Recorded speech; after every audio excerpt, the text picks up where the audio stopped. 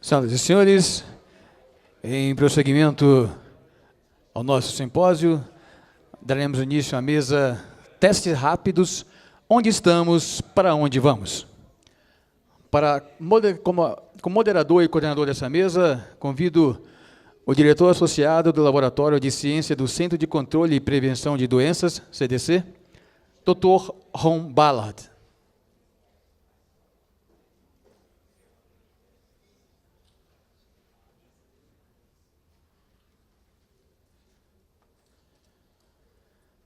Como expositores, para falar sobre o uso de testes POC para o diagnóstico e monitoramento da infecção pelo HIV, visando a descentralização de cuidados e tratamento para HIV/AIDS, Zach Katz, da Clinton Health Access Initiative.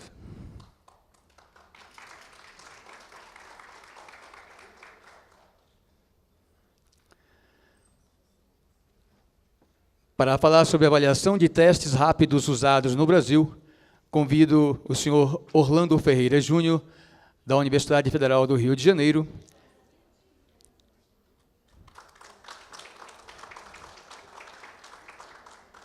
e a senhora Lia Lewis, da Fiocruz.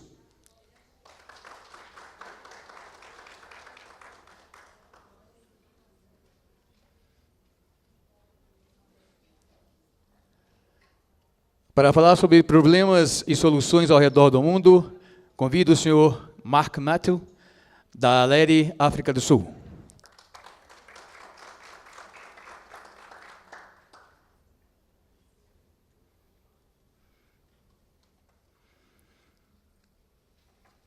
Com a palavra, Dr. Ron Ballard. Thank you very much indeed, welcome to this roundtable session on rapid tests, where we are, and I presume where we're going, actually. And we have three presentations, and if the guys and the gal actually stick to time, we might have some time for discussion as well, because where we're going is really something which is very important to all of us.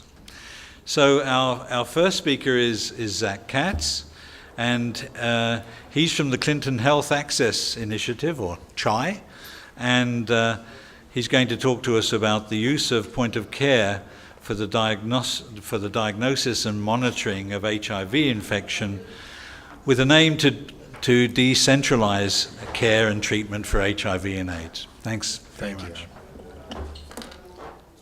Good afternoon. I think, I guess this session is meant to take a slightly different perspective on the rest of today, considering other aspects of regulation. What I'm going to try to talk about is sort of other aspects of mainly is how other aspects of decision making come into play as countries select products that they are interested in.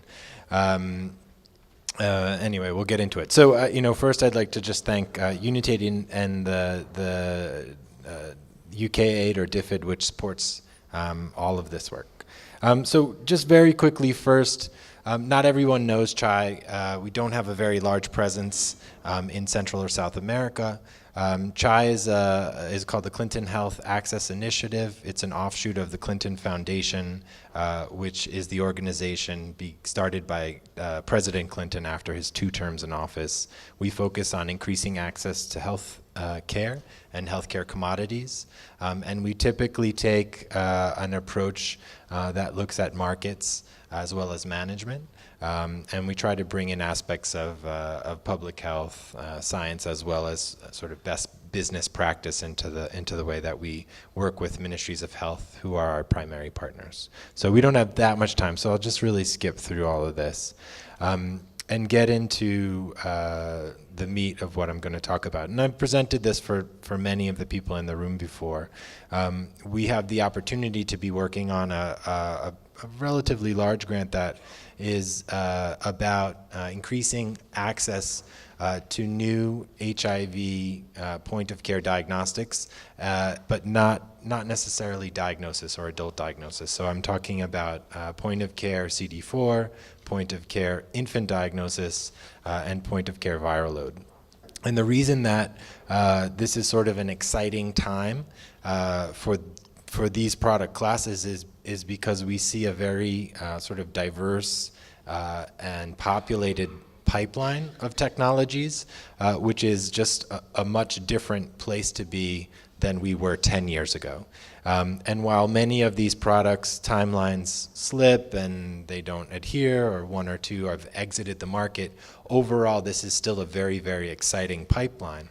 And the reason for that, from our perspective, is looking at patient care. If this is, one model of an HIV adult HIV positive patient going through the continuum of care, there are very many points of loss where they have to go and come back, or they're waiting for a result to go to the lab and be returned, and sometimes it's there and sometimes it's not. And so what we find exciting about point of care is the opportunity to really sort of condense many of these steps into one, so that you sort of lose those points of loss. You change the system around the way diagnostics work, and so you can sort of condense all of these different touch points into one or fewer. And so for CD4, you can condense a number of these. You could even argue for early infant diagnosis, you could do it all in one day, more or less.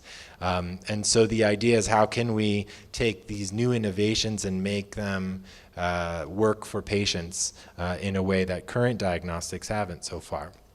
And some of the early excitement around this is really from just a couple of relatively small, except the bottom one, studies that we found, and this is really just about point of care, where point of care CD4 did a lot of things to make patient access easier, including decreasing the time to ART initiation, including increasing the number of patients that get through PMTCT, and in the bottom one, which was ultimately published in The Lancet, increasing the number of patients that are initiated on ART. And while that's not necessarily, improving mortality or lifespan, that's a very, very good marker towards that, which is, of course, the ultimate end goal.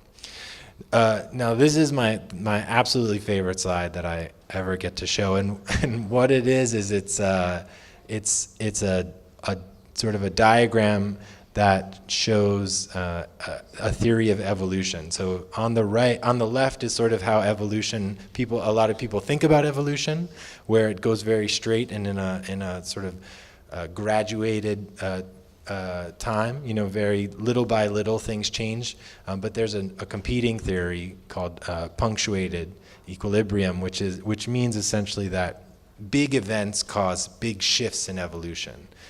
So a big meteor hits the Earth, or an ice age comes, and species have to adapt quite quickly. And so I like to sort of,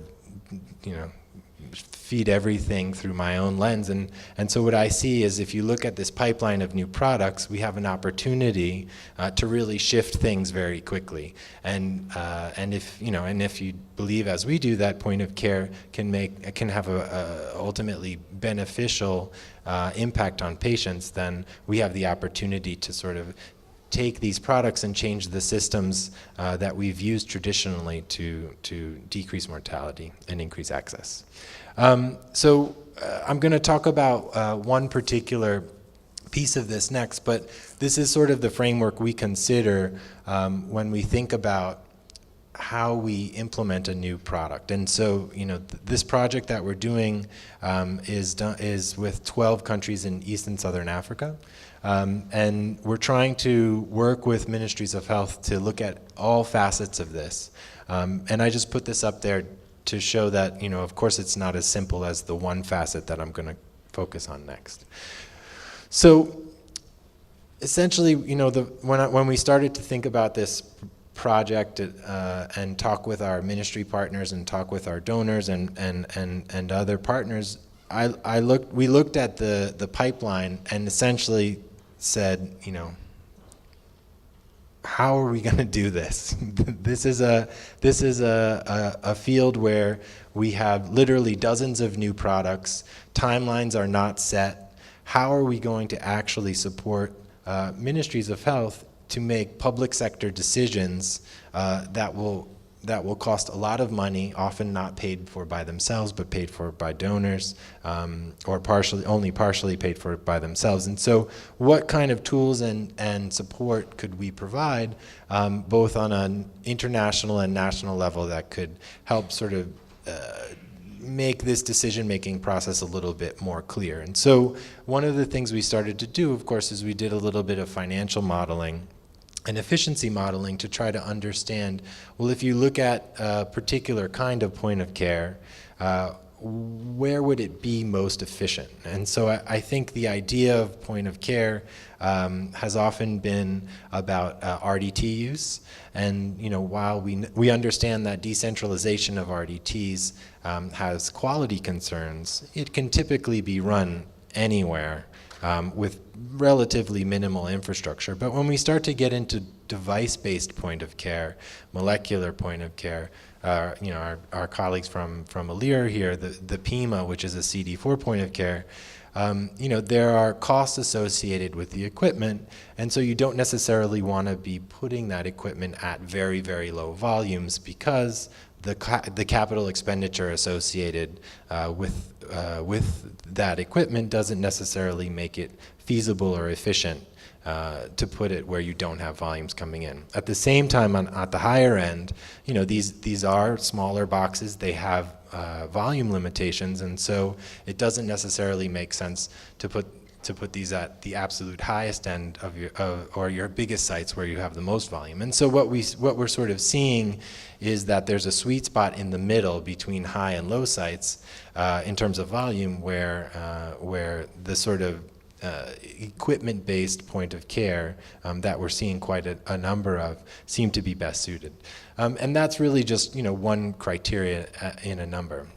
But what we've really tried to do, and what I think is the most important lesson that we've learned, is that it's very important to understand your market. And so what this is it's a aggregated set of data across 7 countries in East and Southern Africa.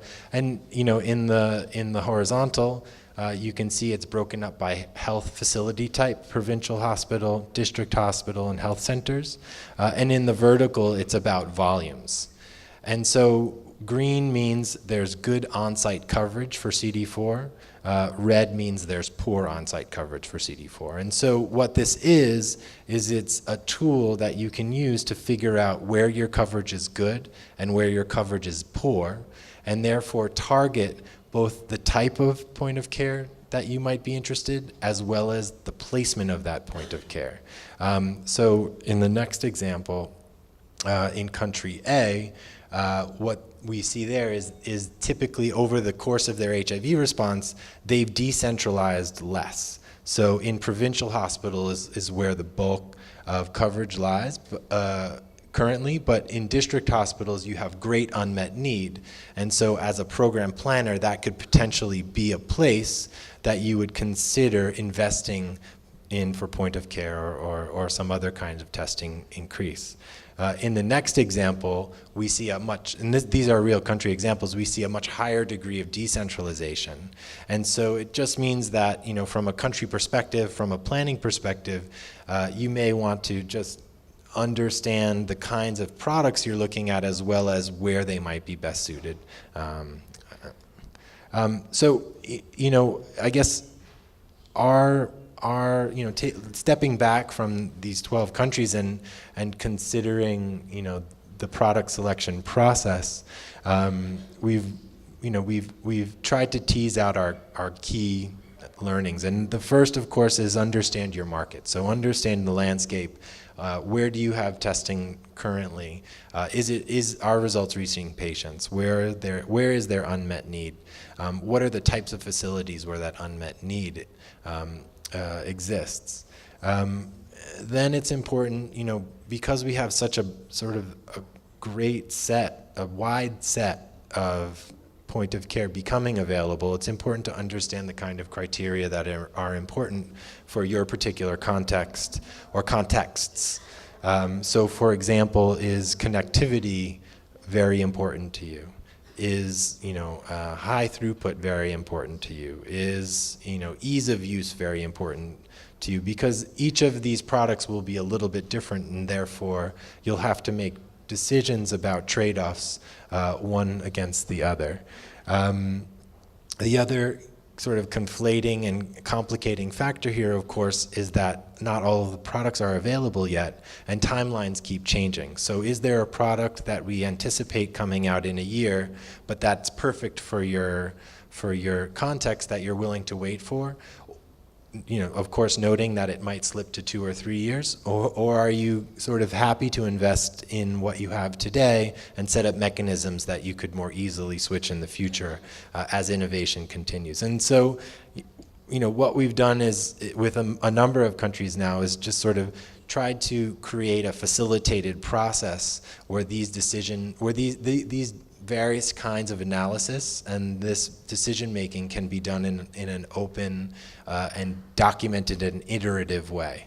In addition to that, we've put together a tool that we're finalized now on CD4 and will finalize later, which allows countries to prioritize a lot of these criteria and therefore understand how products might rank against each other for their particular context. And so this is an example of an exercise we did in Uganda where and it's hard for me.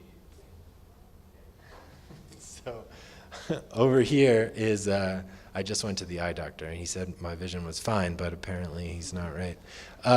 So here is the performance criteria. So essentially, the participants from Uganda, they chose these and they said, these are the most important criteria for us. And they weighted them associated with that. And then these are the various volume thresholds. And so they weighted them across all of these different thresholds. And then essentially what happened is they were able to take all of the products that are on the pipeline and again discuss and take public information and assign scores associated with each of those criteria. And then in the end, what the tool can do is it can give you an idea of where various products rank against each other. And so in this particular instance, we see one product did a lot better than the others. But what we often find is there are groupings of products. So there'll be a number of products above 4. We made the scale 0 to 5.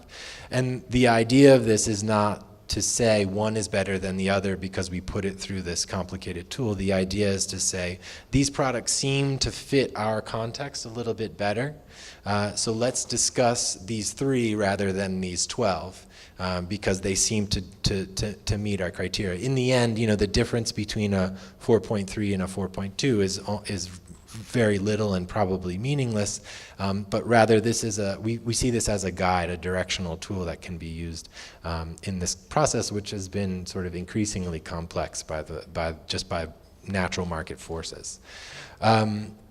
So similarly, once a product or products have been selected, we have a tool that can help countries or projects select the appropriate sites for that. So if the product you select costs $1,000 per box, $10 per test, and has a throughput of 20 tests per day, well, if you sort of put all that together, what it will do is it will give you a sort of a sweet spot of what kind of site might be best for that, right? If you have a site that does 0 to 1 test per day, well, that's probably not the right site because you're going to pay $1,000 up front. If you have a site that's 20 tests per day or 15, maybe that's a little bit better because you can spread that capital expenditure across all of those tests over the course of a number of years, depending how you depreciate. So again, product selection and then a similar process for site selection we find is of very high value, especially considering resources are limited and you want to use these new products in the best way possible. And so then I just wanted to touch on a couple of other issues, but go quickly so we can have a discussion. What we found is that different countries prioritize criteria differently. And so in Mozambique, they had a much bigger set of criteria that they prioritized versus Kenya, which was essentially about volumes and access alone, whereas Mozambique had many, many things, including connectivity, which wasn't necessarily on there. The other thing we realize about site selection is, of course, it's not only a mathematical process, but it's often a political process too. And there are politicians associated with every ministry, and politicians are about equity by right and sort of in by nature. And so that's also a criteria that has to be considered as part of this. We've also seen a number of countries invest in a broader point of care policy, where even though many products aren't available, they sort of take the time now to define how they want to select products or select sites across a range of different tests or disease areas, not only HIV, but TB. I think if you looked at the TB pipeline and the hepatitis C pipeline, it wouldn't look so dissimilar. It would just be a few years out. And so what I think we have the opportunity to do, of course, is to use our experience in HIV in implementing these new products well and transition it over to other diseases as the products become available. And then finally, this I think is a little bit busy, but sort of describes the sort of the multitude of various things that have to go on when you sort of change the status quo associated with existing CD4 or viral load networks that we see. So that's really it. I just wanted to say thanks. I put a couple of slides in the annex. I don't know if the organizers will share just about some of the other things that CHAI does if you're interested, including some global market forecasts. We've recently completed a national diagnostics forecasting tool that's being rolled out mainly now in Asia and Africa, but I mean, if anyone's interested, we're happy to discuss connectivity work. So how if we are going to decentralize products from the dozens to the hundreds or thousands, we have to find an efficient way to collect the data associated with that. And so connectivity to me seems like the only way that's going to be humanly possible. And then we do some work on the TB pipeline. So that's it. Thank you.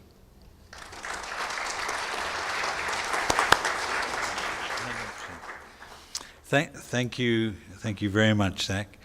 Are there any quick questions for Zach? If not, I've got one quick one. Bearing in mind, and you just mentioned at the end, the TB pipeline, there are countries in Africa that have made huge commitments to one technology. Yeah. What is your view about that, bearing in mind the number of tests which are coming down the pipeline at the moment? Yeah, so I mean, I think it's,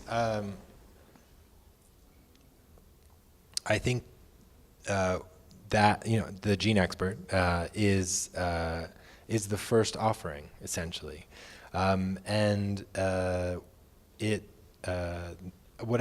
my short answer is there's a lot of room to grow in that market. If you look at the number of smears that are performed, there's a lot of room for improved TB diagnostics, and so therefore there should be room for new tech. I can't really say fast followers because the Expert's been out for 2 or 3 years already, 3 now, but I do think there's plenty of room. I also think that if we thinking back to my presentation about product selection, Gene Expert is an expensive device, and so it's not really appropriate for every kind of site out there. If you're decent volumes in a health center, it might not be feasible for you to spend $17,000 on a module there. And so I think that some of the products we're seeing, there are characteristics which will differentiate them from GeneXpert, particularly with the cost perspective in mind.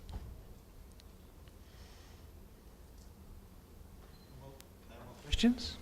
Okay, thanks very much, Zach.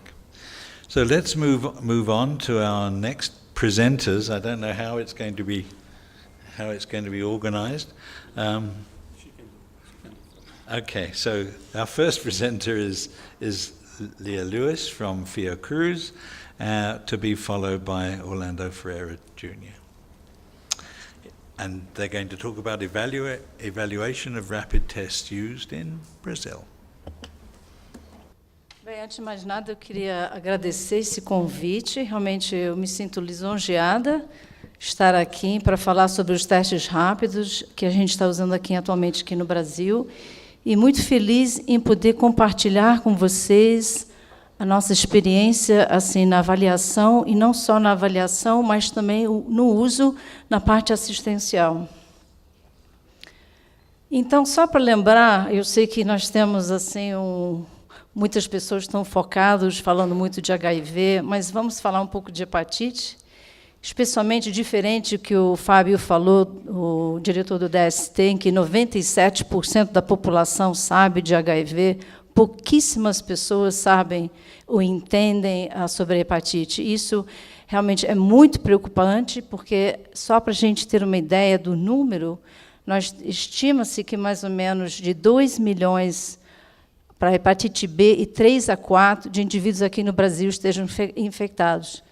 Porém, se a gente vê aqui no número das notificações, não chega nem a 10%. E isso, talvez, assim, reflete por que a preocupação de atingir o público para a gente poder realmente oferecer esses testes. E o teste rápido veio, eu acho que com essa ideia, porque a gente sabe que é uma doença silenciosa. Quando a gente detectar em uma fase tardia, às vezes é muito tarde. E, em termos de custo-benefício, são doenças que a gente pode curar ou até controlar. Então, eu acho que vai vir uma mudança muito grande, assim, tipo, com a inclusão de testes rápidos aqui no nosso país. E o teste para hepatite B que eu vou começar, inclusive, é um teste, a gente está detectando, na realidade, não é um anticorpo, é um antígeno de superfície. E os resultados, na realidade, são resultados preliminares. Mas, antes de eu falar dos nossos resultados, tem uma publicação aqui de 2010, do grupo lá da Alemanha, em que avaliou o desempenho de 70 kits para detecção do HBsAg.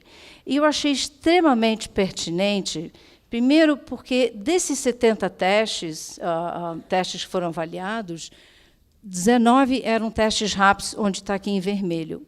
O que a gente vê? Que a sensibilidade dos kits de ELISA, que naquela época esse artigo foi publicado em 2010, então a grande maioria dos kits que foram avaliados eram kits manuais de ELISA, algumas semi-automatizados, mas o que a gente vê é uma sensibilidade bem diferente do que a gente vê em teste rápido. Isso é extremamente importante da gente saber entender, não é porque ela não tem a mesma sensibilidade que ela não tem o uso aqui, ela não tem um papel importante no nosso diagnóstico. Ela tem, sim, mas a gente também tem que entender que também temos algumas limitações. E só para a gente verificar aqui que, para triagem em bancos de sangue, conforme os padrões europeus, um teste, para ser utilizado no banco de sangue, ela teria que ter essa sensibilidade. E a gente vê aqui que nenhum teste rápido que foi avaliado atinge esses níveis. Isso é muito importante, porque eu digo que, na África, muitos países usam o teste rápido como o kit de triagem. E se a gente vê que eles podem estar perdendo ou permitindo que alguns pacientes sejam incluídos como doadores, porque eles não estão detectando o HBsAg. Mas, voltando para o Brasil, Então, nós, a Fiocruz, quer dizer, temos algumas pessoas que não são do Brasil, mas eu sou do Instituto Oswaldo Cruz, e o que a gente, assim, temos muitos pesquisadores e a gente não fica simplesmente satisfeito com feijão e arroz. Então, eu vou contar um pouquinho a história do HBsAg, que, quando eu comecei a utilizar, eu já tenho mais ou menos 7 anos de experiência em testes rápidos. E, inicialmente, os primeiros kits que saíram, a gente, inclusive, foi para avaliar, não foi projeto de pesquisa, mas sim uma avaliação mais assistencial por um problema que teve lá no Alto Rio Negro de óbitos por hepatite B fulminante, em que se demorava mais de 4 meses para se obter os resultados. E aí que a gente vê a importância do teste rápido, em que os profissionais, os médicos, tinha essa dificuldade e procurou, então, a Fiocruz para a gente ver o que a gente poderia ajudar. Então, vou apresentar aqui mais adiante os resultados, inclusive, desse, não vou dizer que é inquérito, mas avaliação da região. Temos também resultados provenientes dos pacientes do ambulatório de hepatites virais ou de clínicas de patologia dentro do Rio de Janeiro. Então, esses são indivíduos de elevado risco para ter HBsAg e também indivíduos que faziam uso de crack ou de cocaína. Outro grupo que foi estudado foi em profissionais de salão de beleza, e de baixo risco foi em outros locais, em Tocantins, foi a população Mato Grosso do Sul, e no Rio de Janeiro, Petrópolis e Macaé.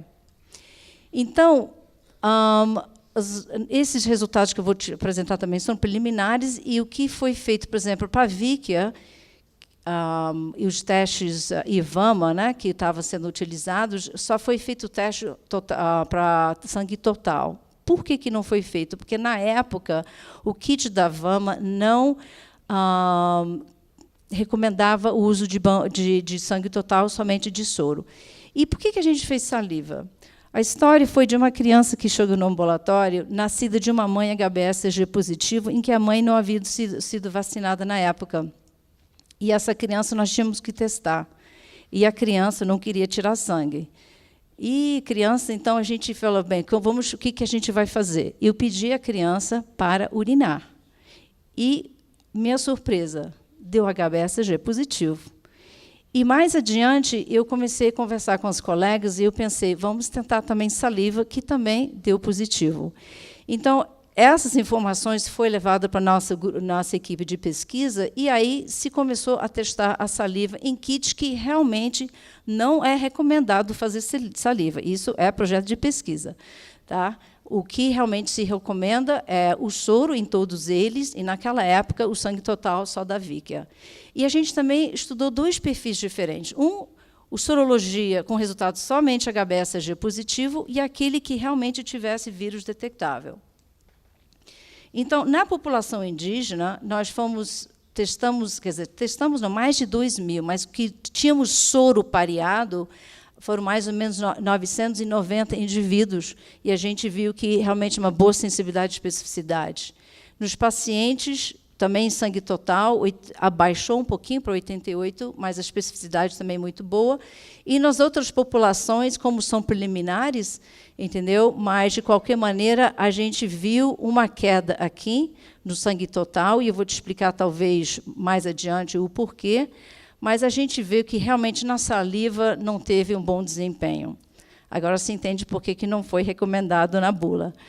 E o que a gente viu também que houve um aumento, quando a gente restringiu o estudo para indivíduos com o vírus detectável, a gente viu que aumentou de 65% para 83%.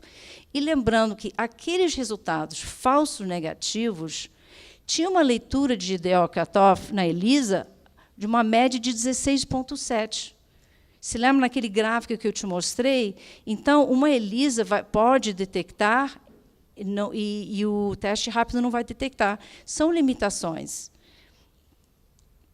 E um grande exemplo, já no nosso ambulatório, a gente tem um protocolo de acompanhamento dos casos agudos de hepatite B, e um caso típico em que a gente fez pelo HBsAg, pelo Axim da Abbott, E, no finalzinho, a gente também fez com diassório, só para a gente ver assim, qual o resultado se comparando. E a gente viu que, no início, a Víquia, naquela época, foi muito bem. No final, a gente viu que, já com essa leitura de DO cutoff, a gente só conseguia detectar no soro, e mais a seguinte já não detectava mais.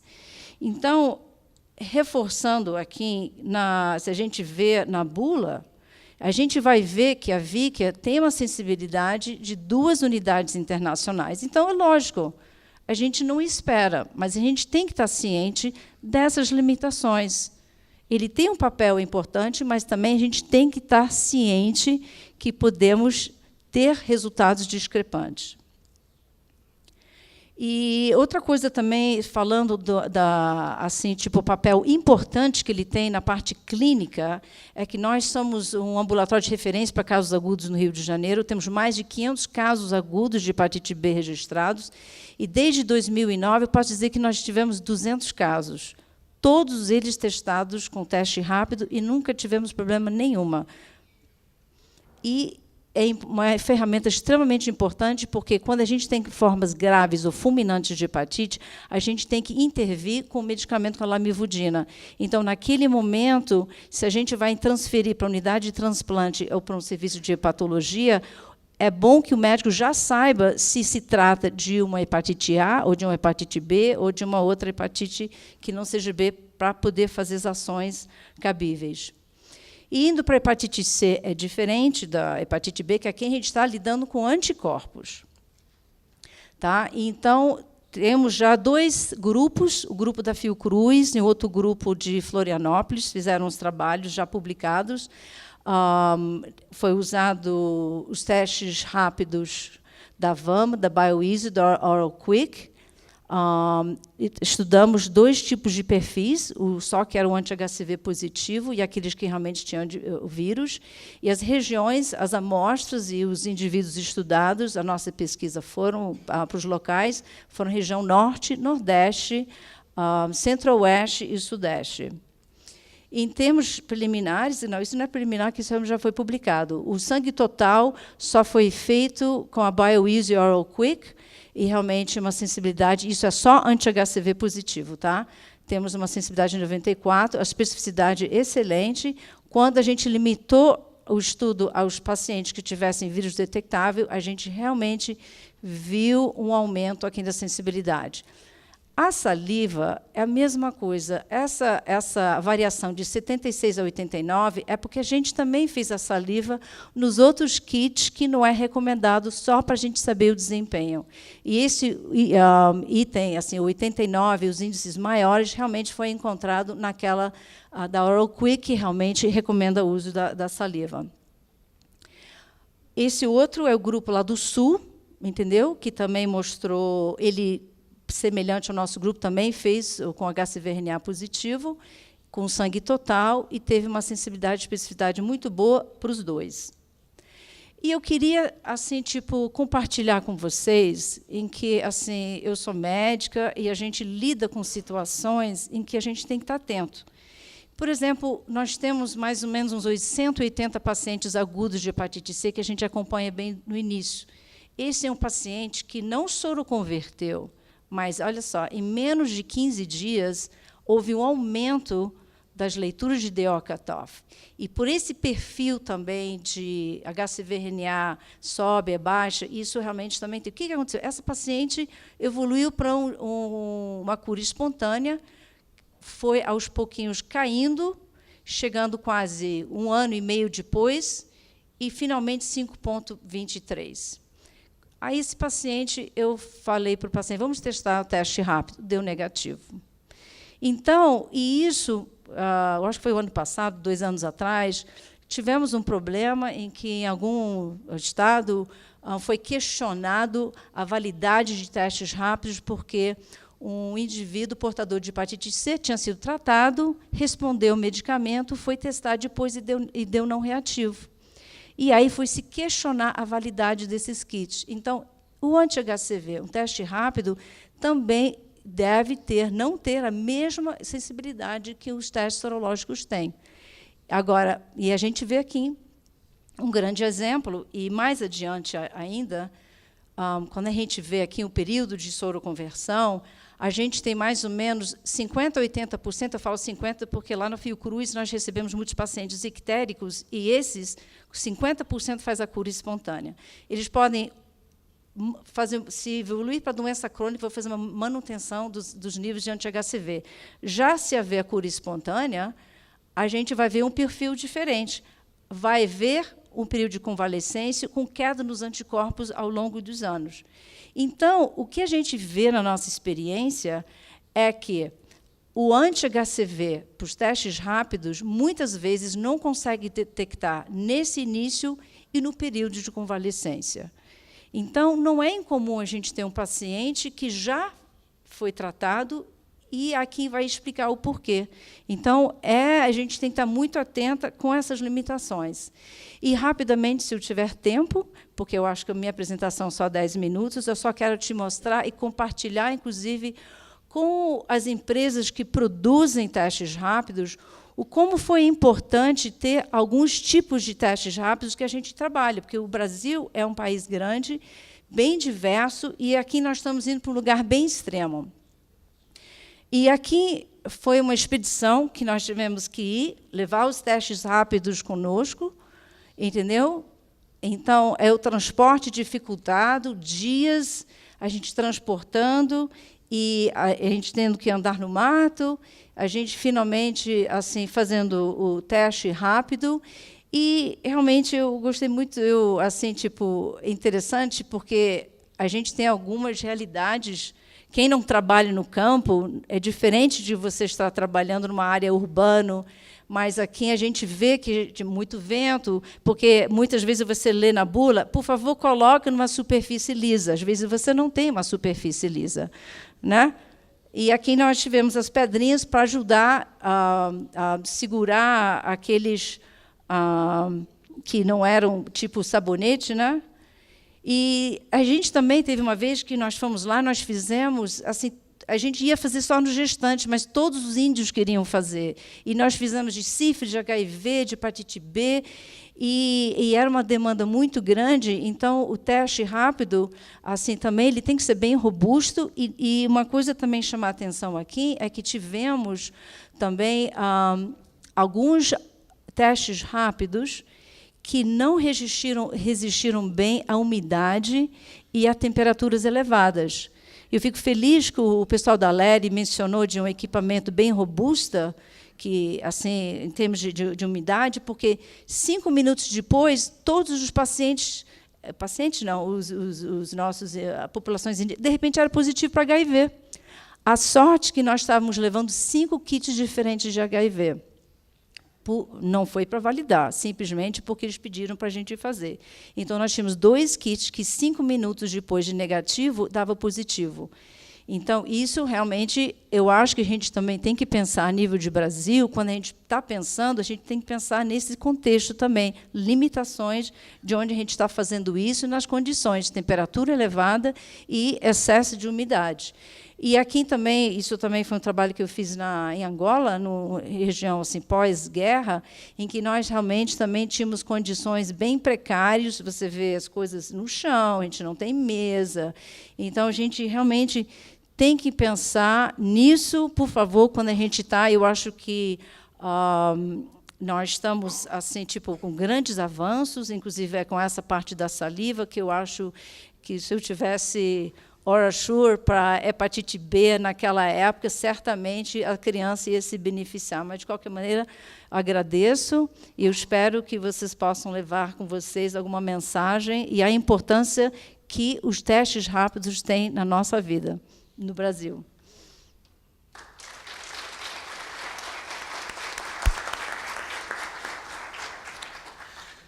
Thank you, Leah. I'm afraid we don't have any time for questions at the moment, so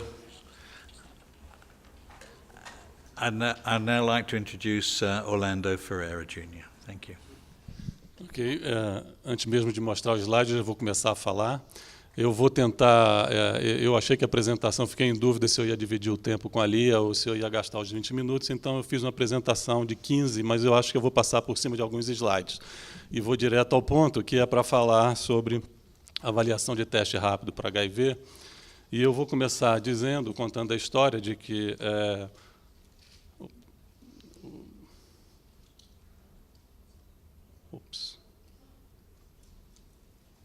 eu vou passar por esse slide, porque isso aqui era só para mostrar a importância da implementação do teste rápido na África, mas esse gráfico mostra que realmente de 2004 até 2011, quando esse slide foi preparado, o número de testes rápidos utilizados na África aumentou 20 vezes, né?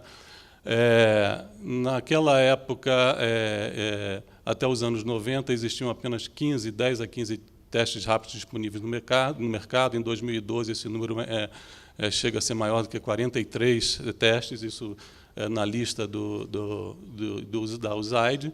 E aqui são ilustram as diferentes tecnologias que estão disponíveis para o teste rápido. Algumas já estão ultrapassadas. E a pergunta, então, era por que a gente avalia teste rápido? Existe aqui uma série de razões para isso. Eu não vou ler esse slide todo, eu só vou contar a história de como que eu me envolvi com essa questão de avaliação de teste rápido. Em 2002, eu fui procurado por um colega, que na época estava aqui no Ministério da Saúde, e com a ajuda do CDC, eles estavam propondo a avaliação do teste rápido que estavam disponíveis no Brasil, porque existia uma série de fabricantes que queriam colocar os testes no mercado. Então, eles chegaram e perguntaram se eu estaria disposto a fazer um protocolo para fazer essa avaliação junto com o CDC. O protocolo do CDC, na época, era basicamente você avaliar os testes com plasma, né? Então, e a proposta que tinha do Ministério da Saúde era que nós usaríamos sangue total. Então, por que a gente ia fazer um protocolo de avaliar os testes com amostras de plasma, se, na verdade, o que a gente ia usar era sangue, né? Então, esse slide só mostra a decisão que foi feita na época, que o protocolo que nós faríamos era um protocolo que seria baseado na avaliação de sangue total. E, alguns anos depois, a gente teve a oportunidade de avaliar vários tipos de matrizes de amostra. E o que a gente vê aqui, eu só estou ilustrando a especificidade, é de que, na verdade, na medida que você vai de fluido oral para sangue total e para plasma, a especificidade vai caindo. Isso aqui é os dados combinados, e aqui são os dados que eu posso mostrar para vocês. A bolinha amarela que representa plasma, ela tem, nessas avaliações que nós fizemos, ela sempre demonstra que a especificidade da mesma marca, quando é utilizada em diferentes matrizes, ela é inferior do que a do sangue. Isso talvez reflita a quantidade de imunoglobulina que tem nessas amostras, né, relativamente ao que está sendo colocado para ser testado. Então, o que nós fizemos foi desenvolver um protocolo que era baseado somente em sangue total. Evidentemente que a sensibilidade também altera, mas eu vou mostrar mais para frente o que a sensibilidade estava dizendo para a gente com relação às diferentes matrizes. A avaliação o pronto protocolo de avaliação, ele é um slide talvez um pouco carregado, mas basicamente eu vou seguir essa figura. Nós temos 2 sítios de coleta de amostras, são doadores de sangue, que são exemplos de amostras negativas, e sítios que colhem amostras de doadores HIV positivos que estão em acompanhamento do CD4 ou da carga viral. Né? Após obter o consentimento informado, é colhido, então, uma amostra de sangue, né, que é através da venopunção, anticoagulado com EDTA, e nas avaliações de fluido oral, é colhido também o fluido oral no local da coleta. O fluido oral aqui ele tem duas maneiras de ser feito. O teste da hora quick ele tem que ser feito imediatamente, vocês viram a demonstração ainda há pouco, que você tirou e fez o swab da boca, você já pode colocar no dispositivo e ele é lido no próprio local de coleta. O de biomanguinhos, que é, na verdade, uma transferência de tecnologia da Chembio, ele pode ser colocado no tampão e levado ao laboratório, e é assim que nós fazemos. O sangue total, então, essas 2 amostras são levadas ao laboratório, onde é feito o teste rápido, com sangue total ou com fluido oral, e então, terminada essa etapa, é feito um controle de qualidade, que o procedimento está descrito aqui atrás, são selecionados 3 amostras, uma positiva, uma negativa e uma aleatoriamente, todos esses testes são repetidos, e se houver discordância, todo o batch original é repetido, e o resultado final é a mediana dos 3 resultados obtidos. Muito bem, depois de terminado o controle de qualidade, as amostras são separadas e o plasma é utilizado para você fazer o algoritmo de laboratório, uma vez que todas essas amostras aqui são amostras frescas, os indivíduos que são HIV positivos, evidentemente, eles devem ser positivos, mas os testes são repetidos no laboratório, né? Então é feito, depois disso, a avaliação do teste rápido com amostra de plasma e, finalmente, uma alíquota que não foi tocada, ela é guardada para constituir o nosso repositório. Quais são os critérios de avaliação dos testes rápidos? Não é muito diferente do que a gente tem visto na literatura, independente de ser sangue total ou plasma, mas, basicamente, a gente segue, evidentemente, critérios de especificidade clínica e sensibilidade clínica, e esse é o nosso target. Eles é 99% para especificidade, 99,5% para sensibilidade. São colhidas 200 amostras positivas e, inicialmente, nós colhíamos 800 amostras negativas, agora nós estamos reduzindo a 600 amostras, por causa do tempo que demora para colher todas essas amostras e da capacidade do laboratório, que existe um limite de amostras que é possível ser feita por dia, né? Dependendo da quantidade de testes que é avaliado, vocês podem imaginar que, se a gente colher 30 amostras e multiplicar isso por 4 ou 5 testes que têm que ser feitos na hora, isso é um volume muito grande de amostra para ser testada no mesmo dia. Esses dois critérios de sensibilidade e especificidade, eles são critérios que são eliminatórios. Quer dizer, se você não atingir esses valores, o teste ele não é aprovado. Enquanto que os outros parâmetros de sensibilidade contra painel de subtipo e sensibilidade contra painel de soroconversão, eles servem para ranquear, e isso foi muito importante quando o primeiro algoritmo do Brasil foi realizado. Quer dizer, isso aí balizou a gente para dizer qual era o teste que a gente ia colocar primeiro. Se era, evidentemente, o teste de maior sensibilidade a ser colocado primeiro, e aqui a sensibilidade analítica e contra o painel de subtipo foi muito importante. E existe um quinto parâmetro que a gente chama de desempenho operacional do ensaio, que, na verdade, são esses critérios que estão descritos aqui, que eles tentam limitar o teste rápido para transformá-lo em teste, para a gente ter certeza de que ele realmente é um teste simples, é um teste rápido e pode ser, e não depende de temperaturas de armazenamento como de 2 a 8 graus, né? Esse, na verdade, é um critério que pode ser usado até antes mesmo da avaliação. Quer dizer, você pega a bula do ensaio e você vê esses parâmetros do teste, e se ele não atingir nenhum desses parâmetros aqui, ele nem entra na avaliação, ele nem deveria entrar na avaliação, né? Bom, esses aqui são os resultados. Nós avaliamos 13 testes, existem outros 3 que estão ainda em avaliação, na fase final da avaliação, e aqui são os resultados, os testes que foram aprovados nas diversas ciclos de avaliação e os testes que foram reprovados. O que vocês vão observar é que esses testes aqui que foram reprovados, eles tinham uma tecnologia que já não era adequada para ser usada no campo, né? Por exemplo, o teste, o Capillus, ele é um excelente teste para ser usado em laboratório, mas ele não dá para ser usado no campo porque o reconhecimento da aglutinação de partícula requer um conhecimento de laboratório importante. Os outros testes que foram reprovados, por exemplo, esse hexagon, aqui, ele, apesar de usar a imunocromatografia como tecnologia, ele praticamente era um ELISA rápido. Você tinha que colocar a amostra, depois você tinha que colocar o tampão, depois colocar o conjugado. Isso tinha várias etapas e evidentemente, ele foi reprovado por isso. E os outros testes que foram reprovados, basicamente, eles foram reprovados pela sensibilidade.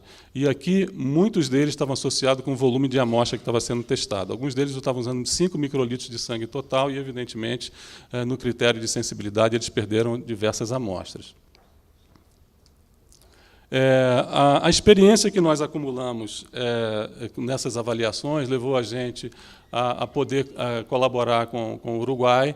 Eles estavam no período de implantação de um algoritmo de teste rápido e nós auxiliamos a eles a desenvolver, a avaliarem 3 ensaios para fazer o algoritmo do país, né? E eles conseguiram concluir esse estudo, esse aqui é o relatório final dessa avaliação. Agora existe um algoritmo de teste rápido que é utilizado no Uruguai. Nós também contribuímos com o desenvolvimento da avaliação e da confecção do algoritmo no Panamá. Aqui está a doutora Margina, que está aqui presente, que eu conheci no Panamá, que participou também dessas reuniões. E, na verdade, aqui a nossa experiência acumulada, nós fizemos, já tem quase, eu não sei qual é, eu não consigo ver o número aqui, mas eu imagino que seja mais de 40 mil testes ou 30 mil testes de amostras negativas no total, né? Aqui são por tipo de matriz, e aproximadamente 7 mil amostras já foram analisadas no laboratório só com teste rápido. Então, a nossa experiência realmente nesse tipo de avaliação não é desprezível. No entanto, a gente tem alguns problemas dessa avaliação. Eu vou apontar 2 problemas, e um deles diz respeito ao viés entre os testes rápidos. Evidentemente, esses testes podem apresentar resultado falso positivo, né? E, por exemplo, a combinação desse teste Rapid Check com o teste da BD, eles apresentaram 2 resultados falsos positivos, evidentemente a amostra é negativa, né? E se eles tivessem fazendo parte de um mesmo algoritmo, eles poderiam estar dando o diagnóstico de um resultado falso positivo. Então, esse tipo de avaliação, de viés, não é possível fazer com esse tipo de avaliação que nós estamos fazendo, a não ser que, num ciclo de avaliação, esses testes estejam estejam participando da avaliação. Então, uma solução para isso é usar um painel, que eu vou mostrar, é uma conclusão dessa apresentação, é de que se você usasse um painel de plasma, poderia simplesmente, todo teste novo que estivesse sendo utilizado estaria sendo avaliado com painel de plasma e comparado com os testes que já estão sendo utilizados no algoritmo, né, para afastar a possibilidade do viés de seleção de 2 testes que apresentam resultados falsos positivos iguais. Um outro problema sério que nós tivemos, e às vezes até algumas reclamações do fabricante que não ficam satisfeitos com o resultado da avaliação, é com o resultado da intensidade de banda. Aqui eu listei 3 causas de a gente não visualizar a banda direito. As 2 primeiras, na verdade, elas estão muito mais associadas ao campo, né? Um problema sério. No campo, por exemplo, o indivíduo que está lendo o teste rápido, ele pode ter um problema de visão e simplesmente ele não consegue enxergar uma banda porque ela está sendo fraca, né? E a segunda é as condições de luz do ambiente, que também pode estar interferindo no resultado da leitura no campo. Na nossa avaliação, essas 2 condições não se aplicam, porque no laboratório quem tem defeito de visão pode usar óculos e a gente tem condições de iluminação perfeitas para esse tipo de avaliação. Mas a terceira causa é de que, realmente, quando a banda não é identificada, o teste dá falso negativo, isso pode indicar que esse teste não é adequado à utilização. E aqui embaixo eu dou um exemplo, isso aqui, evidentemente, é um teste de dupla plataforma para HIV, e vocês estão vendo aqui embaixo, aqui são fotografias, a qualidade da fotografia não permite que você identifique a banda nessa sequência aqui de cima, por causa da baixa qualidade da câmera que foi utilizada. Mas eu posso dizer para você que, na vida real, existiam bandas muito fracas aqui. E essa sequência aqui de baixo, eu acho que vocês todos são capazes de identificar bandas nessas amostras aqui de baixo. São todas amostras negativas, tá? Então, quer dizer, o problema é, como é que eu vou distinguir, como é que eu vou dizer que isso aqui é uma amostra, é um teste negativo, é um teste positivo, falso positivo? Para esses aqui é muito simples, né? E só pela quantidade de teste falso positivo aqui, esse ensaio já não teria passado na avaliação, né? Mas ele ainda teve essa carga aqui em cima. O que acontece aqui, o que nós resolvemos fazer foi correr para todos esses ensaios. Nós utilizamos plasma, né, para fazer um painel de soroconversão, onde vocês podem nitidamente ver que essa amostra aqui é positiva. Vocês veem que aqui tem o ELISA, o resultado do ELISA é positivo, com um blot ainda negativo. Você vê que o teste você não consegue visualizar uma banda, mas nessa daqui você consegue, muito fraca, mas a amostra é positiva, então você consegue identificar a banda. Então, o nosso balizamento para identificar se uma banda é positiva, se ela está presente ou ela é ausente, na verdade, foi solucionada através desses painéis de soroconversão, né? A gente vê até onde que a gente consegue enxergar uma banda positiva quando a amostra é de fato positiva. E tenta comparar esse padrão com o que a gente está observando durante a avaliação. Tá certo?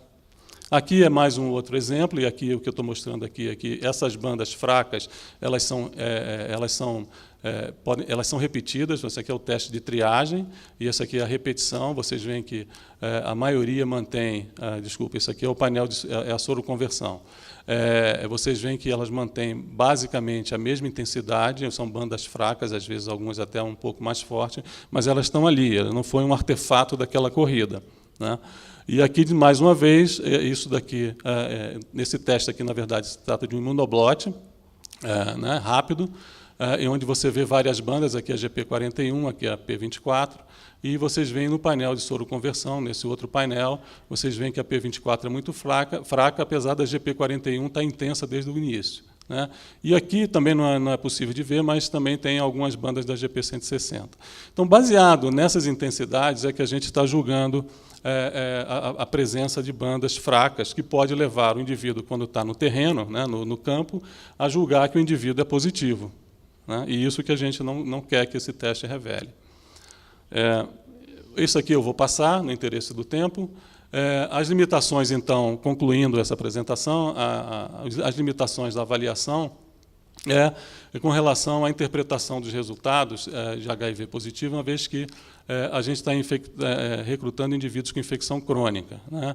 Possivelmente eles têm um título alto de anticorpo, tá certo? Então, talvez se o ensaio não tiver uma boa sensibilidade, a gente pode estar eventualmente perdendo algum falso positivo que pode acontecer no campo.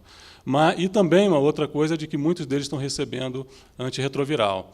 A questão do antirretroviral é de que isso pode ser um problema muito grande para a avaliação de fluido oral, mas certamente não é para o sangue total e para o plasma, porque a gente tem a amostra realizada com teste de ELISA e que revela a presença de anticorpo.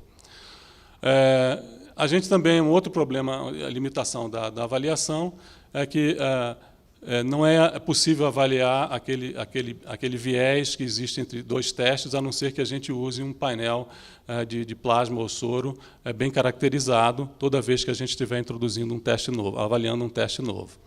E, em terceiro lugar, é que, como a gente está trabalhando com sangue fresco, essas avaliações costumam demorar muito tempo e os fabricantes ficam até um pouco insatisfeitos com isso, mas não há nada que possa ser feito. A única maneira que a gente está tentando... Existem alternativas, que eu vou colocar aqui, que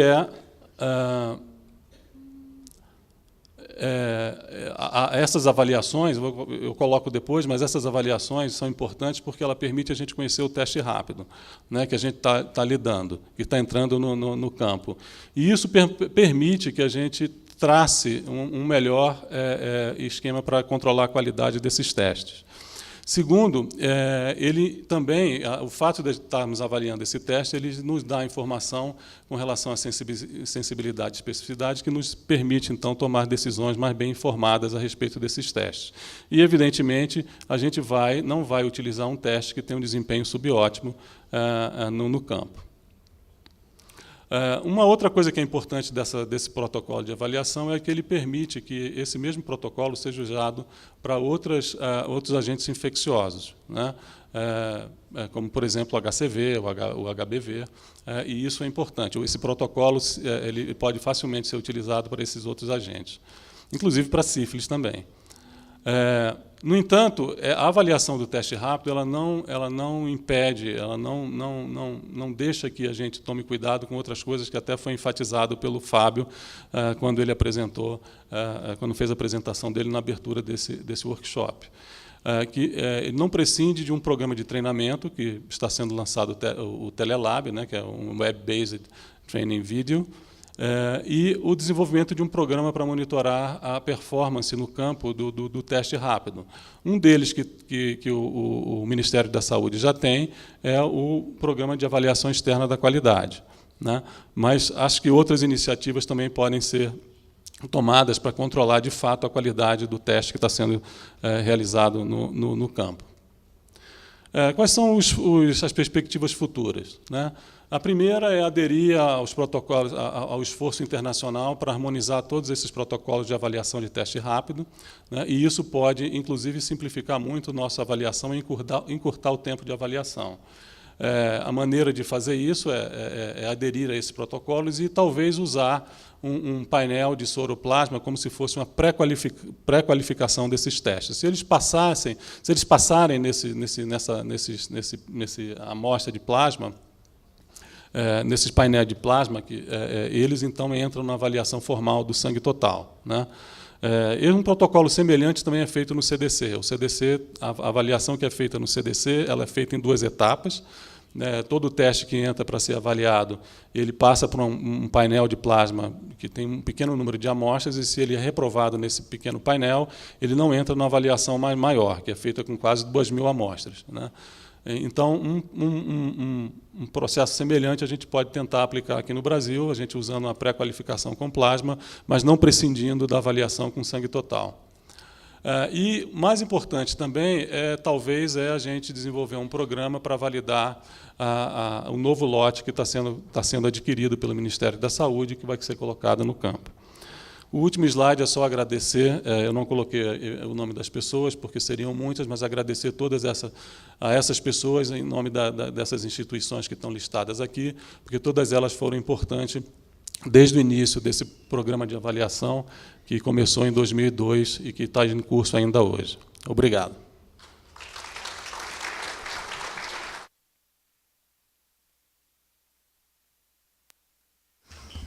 Thank you very much, Orlando. I'm afraid we really are way over time, but I just have one comment, and that's in view of what both of you said about the use of these rapid tests out in the field. The best point-of-care tests are very robust, but if you take them into an environment in which I can assure you they were not evaluated in the first place, either very high humidity, which will restrict the flow, or very low humidity. And for instance, in Mexico, I went to they had some problems with rapid tests, but only not in the lab, out in the field, and that was because they were drying out. So please, when you do use these tests out in the field, don't expect miracles.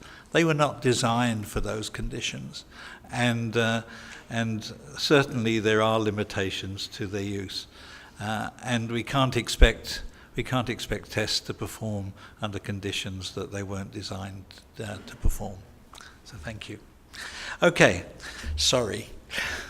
The last presenter in this session is Mark Matthews from ALADDiV in South Africa, and he's going to talk about problems and solutions. I don't know which problems you're going to talk about or the solutions, but Mark, we'd like to hear from you. Thank you. So thank you, Ron, and thank you to Dr. Franchini for inviting me here this afternoon to speak about some of our experiences in the South African market. And what you see there is a nice colourful map of South Africa and our 9 provinces, really representing the rainbow nation of South Africa. So I'm Mark Matthews, I'm the president of ALADDiV South Africa, and I have about 15 years of experience in the HIV program in South Africa. Really was one of the first companies to launch a rapid test into the South African market in 2000. We supplied rapid tests to the KwaZulu-Natal Department of Health in one of their early PMT-CT programs. This is one of the progenitor programs in South Africa before it became a VCT program. And the success of that program led that PMT-CT program to become a VCT program through the course of 2003 and 2004, which then transitioned into a national program. And we had the privilege of supplying tests and really to be frontier suppliers right the way through that process. That national VCT program then transitioned into a full national algorithm, and we had successive national tenders from 2006, 2009, 2011, and 2014 up till present day. And we've supplied into all of those tenders. It's given us a lot of insight and a lot of experience into what we see in South Africa, and I'm hoping what I can share with you today is going to be beneficial to you in your particular countries. So I think before we speak about the experiences, I think it serves us well to just get a bit of insight into the into the HIV epidemic in South Africa. We have 6.3 million people living with HIV in South Africa. That represents roughly 18% of the total HIV-infected population in the world. 12% of our population in South Africa is infected with HIV. And we have 340,000 new infections in 2013, which is down by 11% from 2012, but still a very significant number. What we have in South Africa, which is a challenge when we look at supplying, in particular, point of care into our market sectors, is that we have a rural and informal HIV demographic rather than an urban and formal demographic, which makes it quite difficult and challenging to supply tests, to support those tests, and to service those products in a rural, informal sector. And what we have is a higher prevalence of HIV-infected women in South Africa, roughly 3.5 million women infected with HIV over the age of 15. And if you look at the teenage population, a staggering figure there, we have 8 times more females infected in the teenage population than males. And then in terms of our South African National Strategic Plan, our aim there is to eliminate new infections, and that goal is going to be achieved by reducing our national HIV incidence by 50% by 2016, so really just a year away. This is an interesting slide. Obviously, if we look at the number of HIV-specific tests in that on your y-axis, you can see that as we increase the number of tests, we have a linear increase in the number of patients initiated onto antiretroviral therapy. And if you look at where we are at the moment, we are above 2 million people initiated onto ART treatment in South Africa. So some very good progress there. So we have, in terms of the Department of Health facilities that are offering HIV services, we have over 7,600 health facilities in South Africa, covering a variety of different categories of facilities. 45% of those Department of Health facilities are urban, 45% are rural, and 10% are peri-urban. So again, if you look at the urban distribution there, that would be your centralized private and public labs. And then certainly for your rural sector and your peri-urban sector, that would be more amenable to your placement of point of care. And we have just over 3,500 ARV clinics in South Africa. So this is a provincial population count where we found ourselves in 2011. We had just over 50 million people in South Africa. Where we found ourselves in 2014, we're probably closer to 52 million. But then our estimated HCT target population is 32 million. And if we look at where we are in 2014-2015 period, our target HCT number is 15 million, which is roughly 50% of our HCT population. So in terms of our national HIV screening and monitoring volumes, our HIV screening, and it's important to say that these are targets, because obviously from 2014 we have a target. Because we have very limited monitoring and evaluation of the actual testing at HIV sites, we actually don't know how many patients have been tested or retested for that matter. So if we look at 2014's target, we're looking at 13 million, onwards to 2015, 15 million. And then our CD4 testing numbers. We have just over 3.7 million CD4 tests that we performed between August 2013 and July 2014. And if we break that down, we get an interesting insight into the CD4 testing in South Africa. Our guidelines, we initiate treatment below a CD4 count of 350, and we've got just over 1.5 million tests per annum testing below 350. If you look at above 500, that's your wellness population. We've got just over 1.3 million CD4 tests provided. And obviously with our change in ARV guidelines, our initiation and treatment from 2015 onwards, we're now going to be initiating treatment below 500. That would represent the gap filler. So we've got just under 850,000 CD4 tests sitting between 350 and 500. So really, after that context-providing backdrop, I'm here today to speak to you about some of the challenges that we've seen in the South African market. A lot of these challenges I'll explain through the course of the presentation and some of the solutions that we've found. So really what we do try to achieve in the South African market is to really have a high level of quality control right through the supply chain. It really isn't good enough just to have a well-manufactured test, a high-quality test. We need to really have that test deliver a quality result. So really what we do is we look at it in 4 categories. We look at quality control in the manufacturing level, in the supply level, the depot level, and the end user level. And really they're key components that will control quality in all of those areas. So from a manufacturing perspective, the quality management systems are critically important. That too is the manufacturing capacity. The manufacturing capacity really has to align with your algorithm and your supply needs in country. We've heard a lot today about the external validation through WHO pre-qualification, so I won't go into detail on that. In terms of our heat stability studies, a lot of the previous speakers have covered the challenges of heat and humidity. South Africa, like Brazil, has a very similar challenge. In our summer months in our Indian Ocean coastal areas, we have temperatures in excess of 30 degrees with a very high relative humidity. So these are really very real challenges that we have in the South African market. And knowing a bit about the Brazil challenges, I would assume that those challenges are the same here. And then in terms of the freight, something that we've learned is we ship most of our products to South Africa from the east, from Korea and from China and from Japan.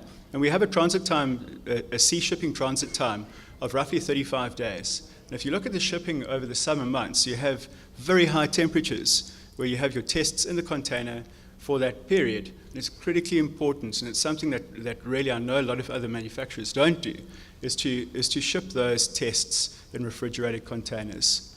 And then obviously to have temperature recording throughout that shipping period.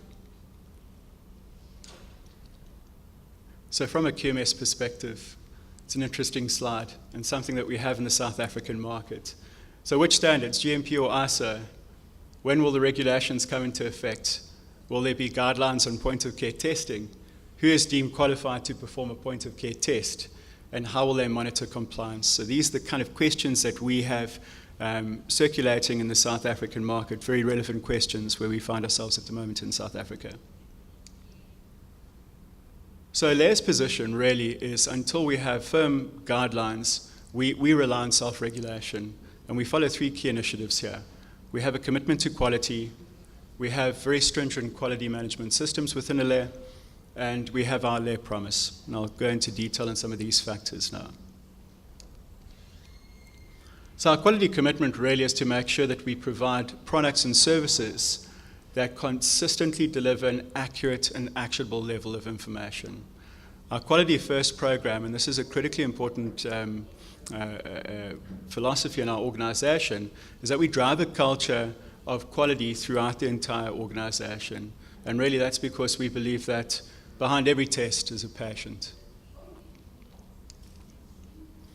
So in ALADDiV in South Africa, we are ISO 13485 accredited, and have been, and that's a DECRA validation, we have been for the last 3 years.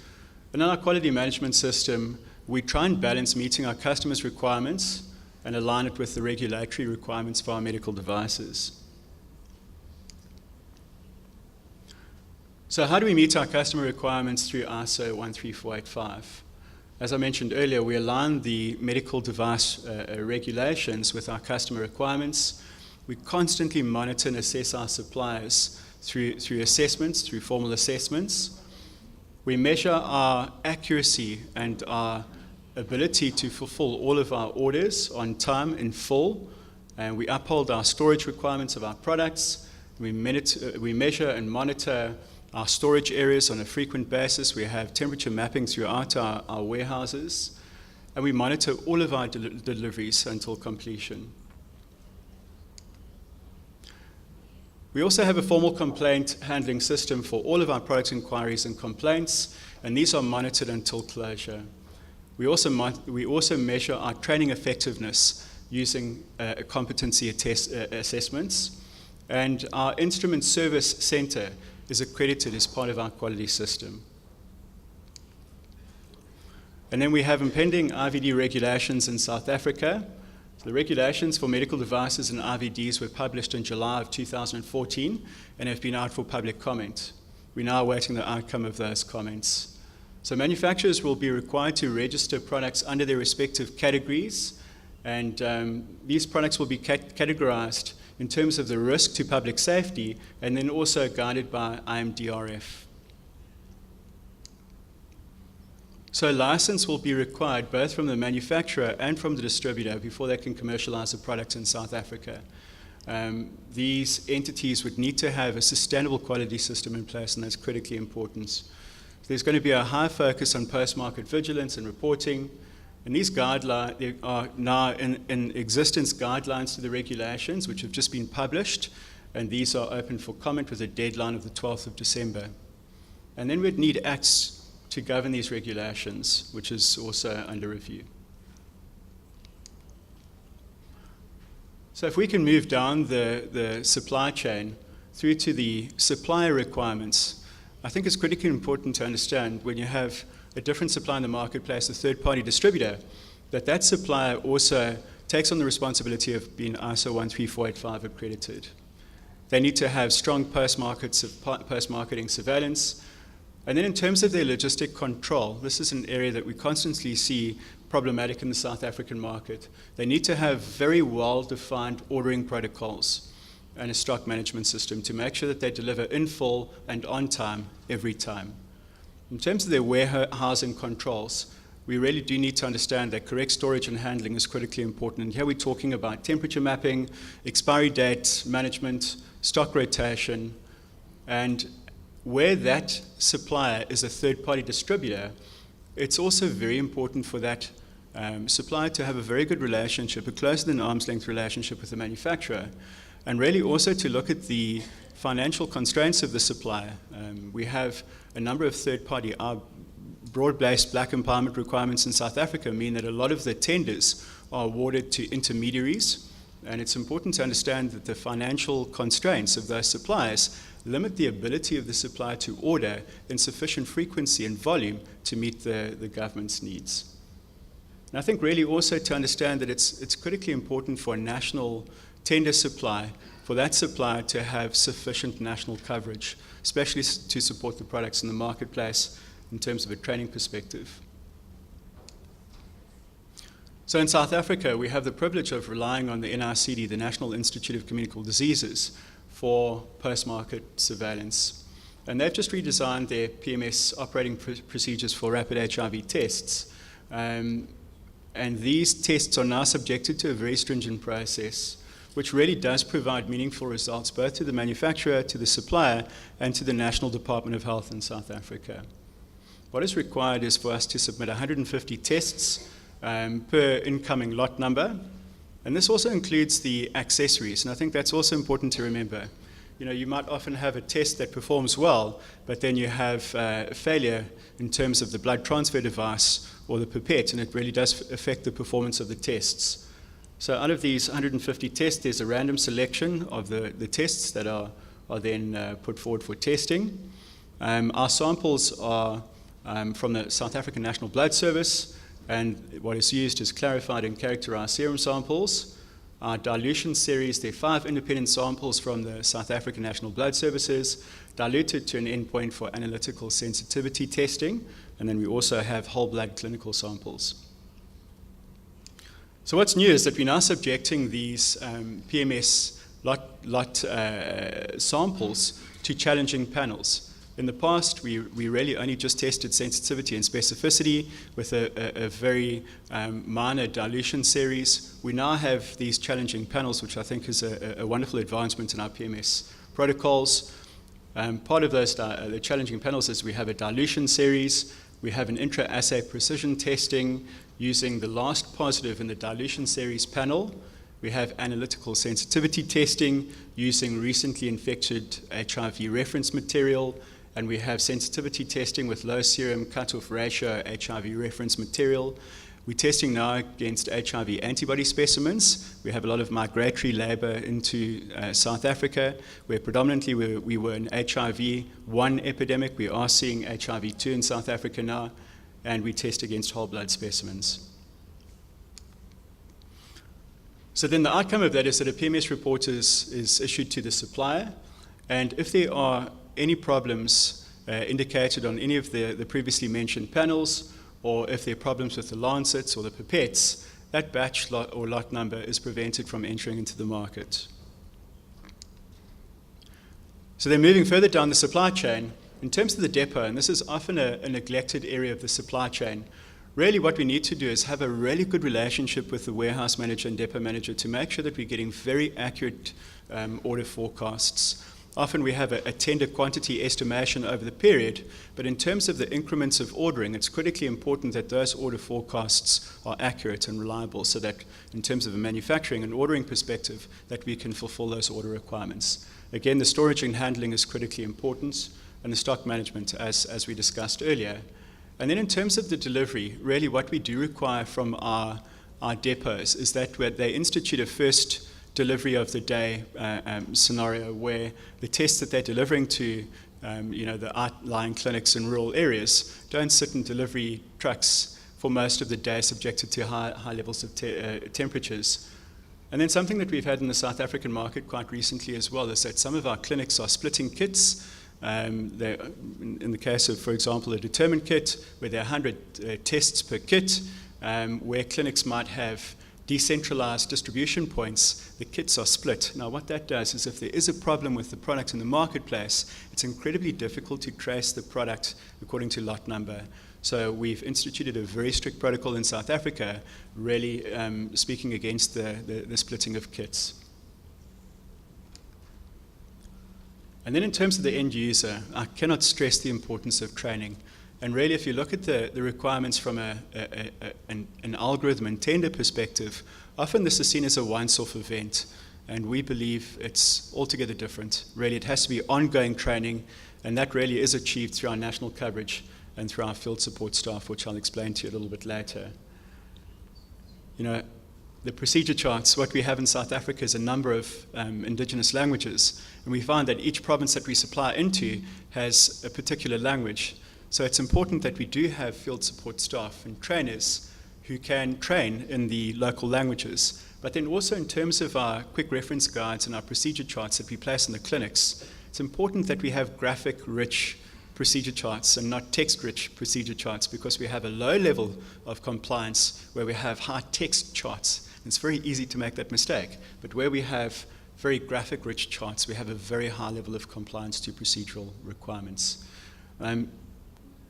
Train the trainer programs at clinic level is critically important. We have a task-shifted environment in South Africa where we have lay counselors and nurse-led programs. We also have a very high turnover of people using our tests in the clinics. So really, if we rely even on a fairly regular company-based testing program, we still miss people who are going to be testing for a period of time where they're not going to be trained by the company, and in effect they're going to be trained by people who have used the test in the clinic, and there's a lot of hand-me-downs of bad practice. So it's critically important to have a train-the-trainer program in the clinic so that new staff can be trained as soon as they come into the clinic environment. And then I'd like to just explain to you one of our programs that we have. It's our field support staff program. Really is the mastermind of our medical and scientific director, Dr. Luis Gonzalez. He looks after Africa and Latin America, and he's put this program together, which I have to say has really given us the ability to service and support our products at a totally different level. So we try in most of the countries in Africa, and in particular in South Africa, to have what we call a public-private partnership. So why do we want to have these field support staff in the market, and why this PPP initiative? Because really it's very difficult to monitor and mentor point of care outside of the laboratory environment. Often we find that in particular our Ministries of Health in Africa and Department of Health in South Africa, they're budget constraints, and it's actually quite difficult to monitor these products in all the clinics And we saw that we had 3,500 ARV clinics. You can imagine how many other facilities there are, over 7,600 clinics throughout South Africa. You can imagine how many of those clinics aren't being monitored and mentored. And then also we have nurses and lay counselors using the tests in these clinics. And these people haven't had supply chain management training. And they have very limited experience on the logistic requirements for stock management. And part of the FSS service delivery is to fill that gap. So what are some of the functions and benefits of this field support staff program? Really, it's to deal with quality control issues at clinic level and to provide a lab sector tool for monitoring point of care at clinic level. So we're bringing the kind of quality control measures that we normally see in labs into the clinic environment. And most importantly, because the patient needs to be first and foremost in mind, to really improve the quality and the turnaround time of the results for our HIV patients.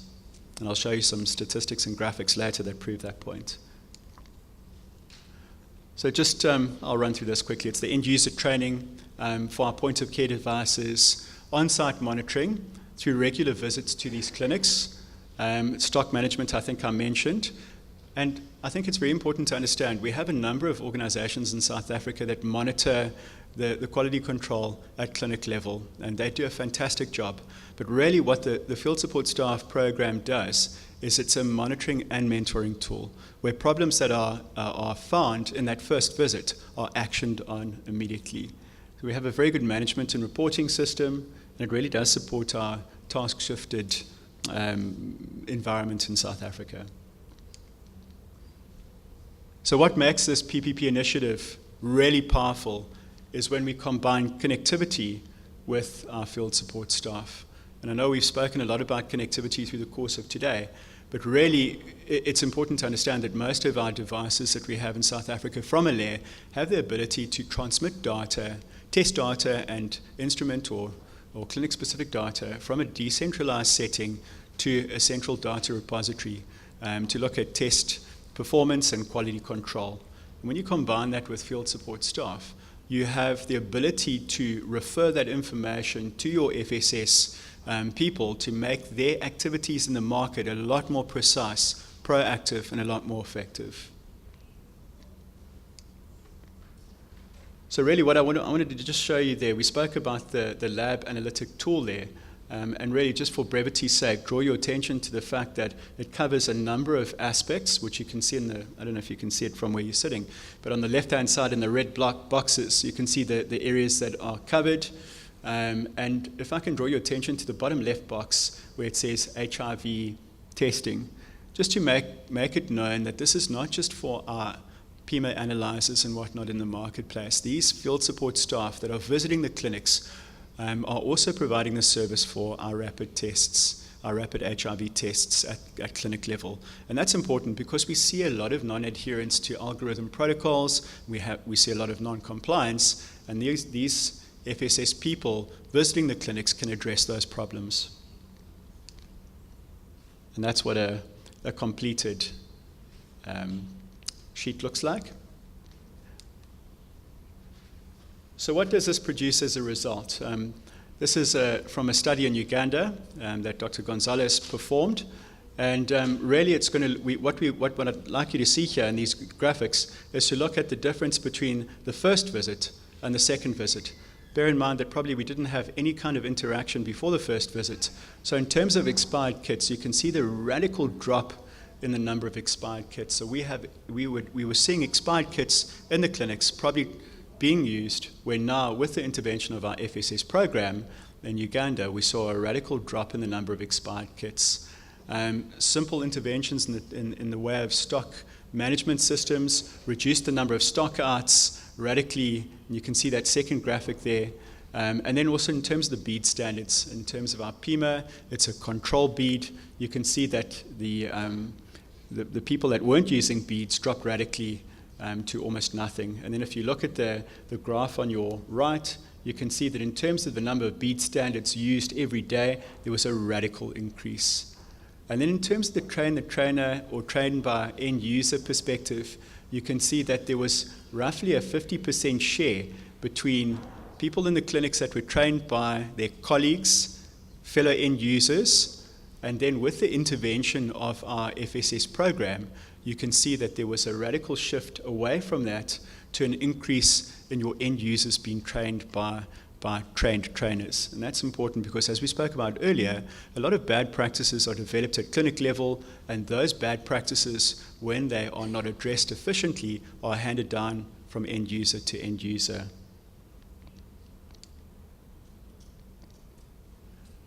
And this really does prove the point of what we see with the intervention of our FSS program. Again, it's a graph from our Uganda study, and you can see that this was prior to the intervention of our FSS program.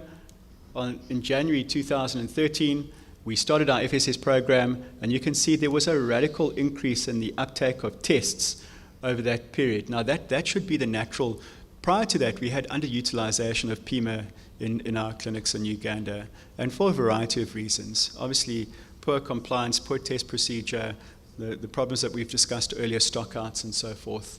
And with the intervention, with the FSS intervention, we saw a radical increase in our instrument utilization, shown by the increase in our cartridge consumption, to the point that we ended up in a stockout situation, which is evidenced here. Obviously, the demand for our CD4 cartridges exceeded the supply, to the point that we were in a complete stockout situation. Not a bad thing, because it was able to be rectified over the next 4 months. You can see this period here is the rectification with a radical increase in instrument utilization shown at the end of the graph. So it really is a wonderful success story that proves the effectiveness of our FSS program. So really, what do we see as the way forward? And I've just listed a few ideas here that I kind of break out into more detail. Certainly, in terms of one of our key deficits, rapid test readers are becoming more and more necessary in our HIV testing interface. We have spoken earlier today about the need for dual tests. I'll give you an example of our HIV syphilis duo test. We heard about a testing program into the Amazon jungle, and we saw a picture of a rock holding a determined strip down on a table. So really, I'd like to show you a very easy solution to that, in that we've created a plastic housing for our determined strip. We've always thought that the determined test was robust for a point of care setting, but this plastic housing makes it that much more robust. We have a new HIV antibody antigen test, the ALADDiV HIV combo. And I think for brevity's sake, I'm not going to get into a lot of detail there, but I will show you some good performance data in one of the slides. And then really, as a manufacturer, we need to be concentrating on significant improvements in shelf life, in heat stability, and endpoint stability. And I'll cover some of the heat stability later. Okay. And then positive and negative controls. And then in terms of our FSS program, one of the endpoints has to be end user training to a level of standardized procedural competency. So I'm just going to skip through these slides quite quickly, but that's our new ALADDiV rapid test reader. So one of the key objectives is to remove subjectivity. We, in this new reader, have bidirectional connectivity. We can enter patient data via the touch screen or by barcode. And then this platform, in terms of our layer portfolio, accommodates our determined SD byline and Binax formats at the moment. And we'll add further portfolios as we progress.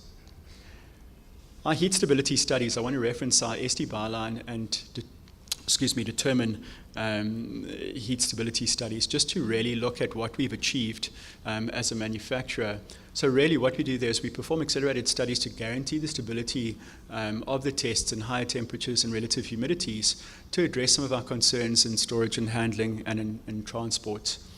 So just a study that we have for the SD byline test is we took that test to 55 degrees Celsius, and we took it to a range of 75 to 90% relative humidity.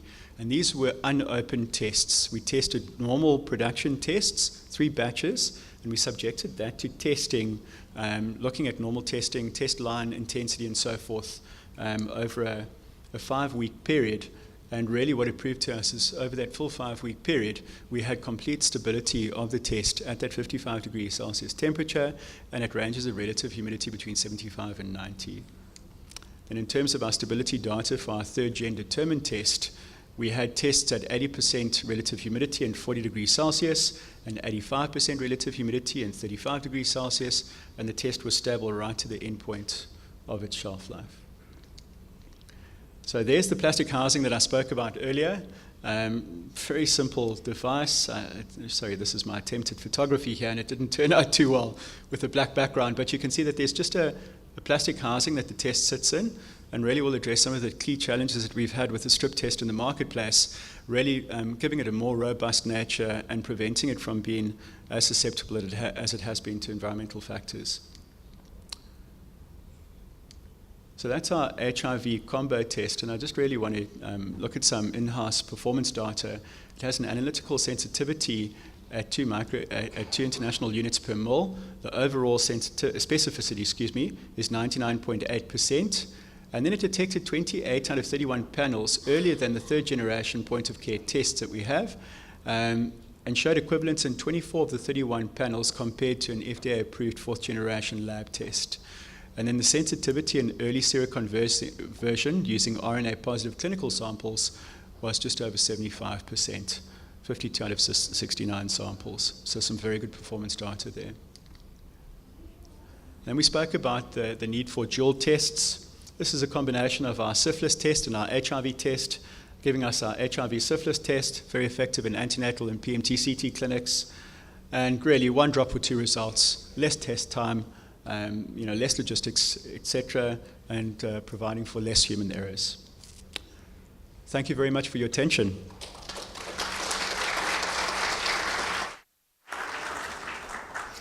Thank you very much, Mark. I'm really sorry we're way over time. I need some guidance about how we go forward. Yeah. Sorry? Okay. So it's quite clear that a great deal of work has gone into rolling out of point of care tests. We've been in various situations. I must say that I was absolutely fascinated to hear of the way in which the Clinton Health Access Initiative has modeled and can predict the way in which tests are being used and will be used in the future. And it's something which certainly ministries really need to take cognizance on. Their model is superb. The evaluation of rapid tests used in Brazil is very comprehensive, and I think they're doing a wonderful job. The one little warning is that question about using tests under conditions that really they weren't designed to be used in. And you can see the way things are moving in terms of testing in South Africa, which is really comprehensive, and it's interesting to see people moving towards perhaps more expensive approaches using readers. I personally think that we should make sure that the people who are reading the tests have good eyesight. I once went to Moscow, and there was a lady doing gonococcal microscopy with bilateral cataracts, and wondered why she didn't do the job very well.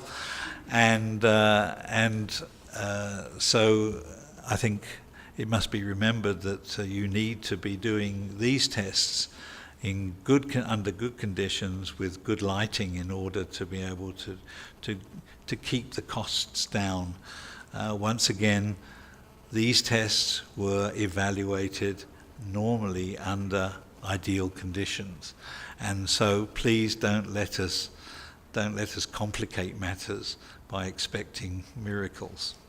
But I must say, the approach of ALIA to support the program in South Africa and elsewhere in Africa, and to ensure ongoing training is something that needs to be lauded, and I really do appreciate that approach.